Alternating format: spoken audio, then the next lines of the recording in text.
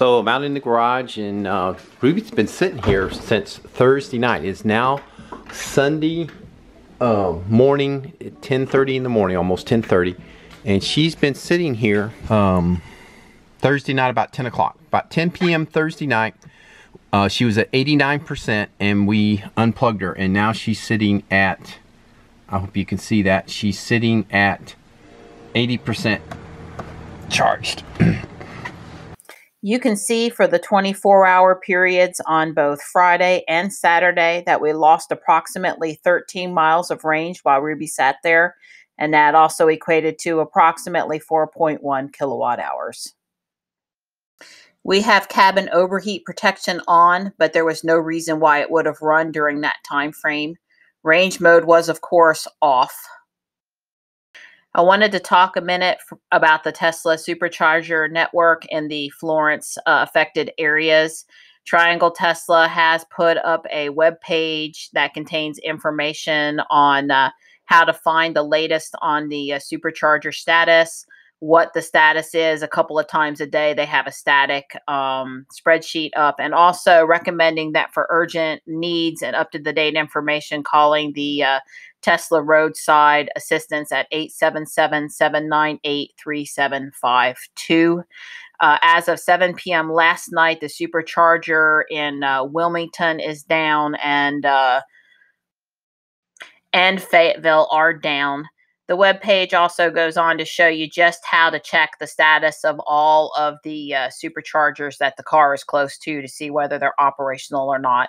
But again, besides checking this web page, you should dial roadside assistance if you have an immediate need to understand if a supercharger that you're headed to is open or not.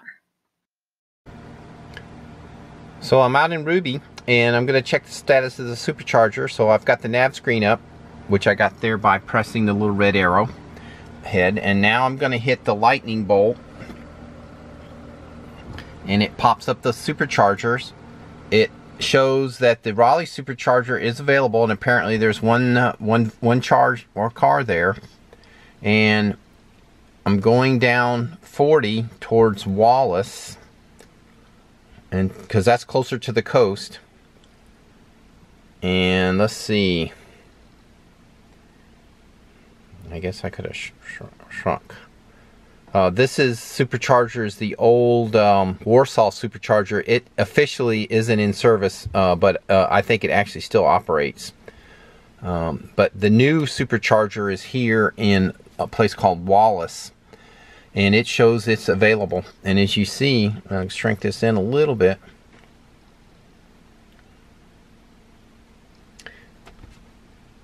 It's not very far from the coast as the bird flies. The Wilmington Supercharger, has a slash through it, and I believe that means that it's not available. I believe it's out of service right now. I'll hit that and see what happens. Yeah, it says temporary closure.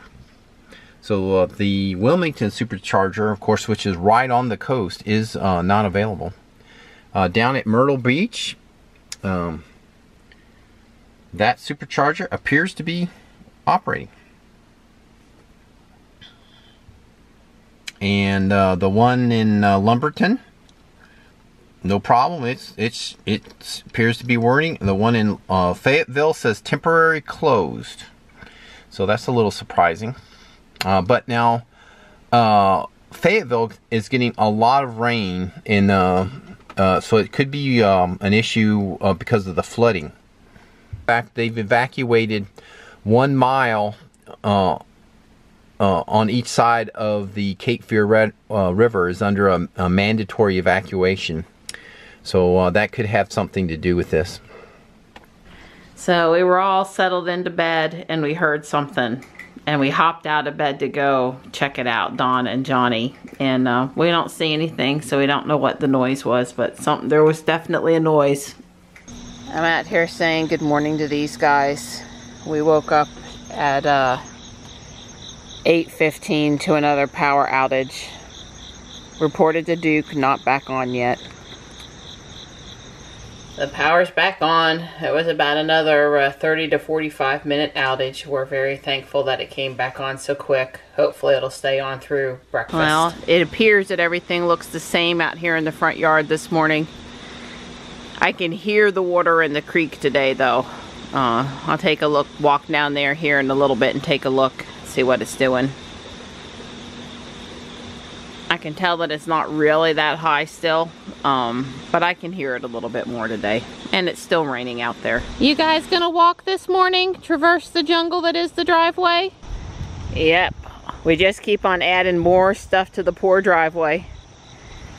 And this morning we've got a little limb down here by the newspaper. There's a pretty good sized limb down over there too. You can see up higher in that tree where it came from.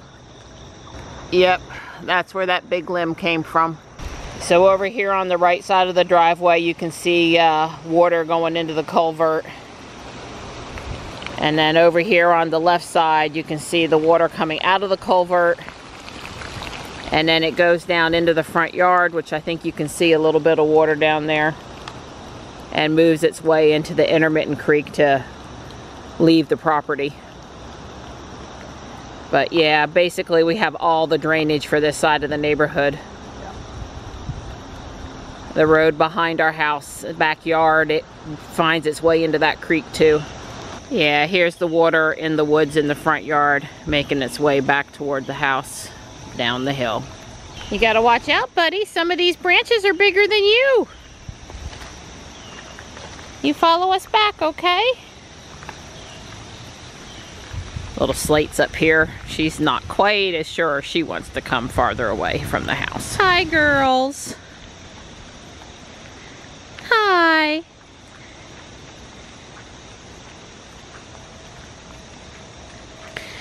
Well, as much as I would like to think I'd get out with Ruby later today, the driveway's too wet to really efficiently blow it. And, you know, it was fine in town yesterday. It was just the driveway was awfully clunky when I went out with the van. I actually caught something underneath the van and drug it for a while, and that wasn't so much fun. It was kind of noisy. Hi, Tux. I'm standing on the footbridge looking left in front of the house. I don't know that it's any higher today than it was yesterday, but it's moving faster. It's just making more noise in general. If you look up in there, there's several heights of drop off, all of which have make a little bit of noise as it falls. And then over here, you can't really see the flow coming in from the right here, but there is some coming through there. It was a nice Y at one time. It's coming in more, just coming from the left now. Now from the other side where the Japanese maple is. And you can see that it goes down. It's really deep down in there. I have walked it in the summer when it's dry before. Not in a while though. And the cats play down in there in the summertime too. Again, when it's dry.